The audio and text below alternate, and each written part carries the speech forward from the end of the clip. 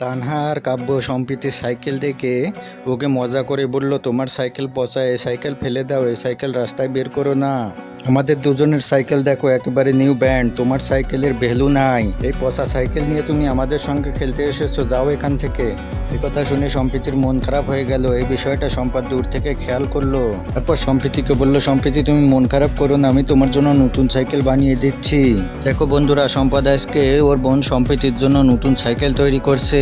বন্ধুরা, সম্পদের সাইকেল তৈরি হওয়ার আগে আমার চ্যানেলটি সাবস্ক্রাইব করে এই ভিডিওটিতে একটি লাইক দিয়ে যাও।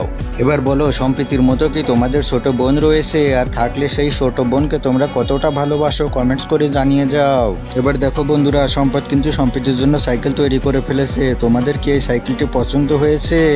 আমার কিন্তু ভীষণ পছন্দ হয়েছে। আর তোমরা নিজেরাও কিন্তু সম্পদের মতো বাসাতে বসে এমন ধরনের সাইকেল তৈরি করতে পারবে। এবার দেখো, নতুন তৈরি সাইকেল নিয়ে ওরা তানহা আর কাব্যর সঙ্গে খেলতে এসেছে। আর কাব্য আর তানহা তো এই সাইকেল দেখে অবাক হয়ে গেল। তোমরাও নিশ্চয় ওদের মতো অবাক হয়েছো, তাই না?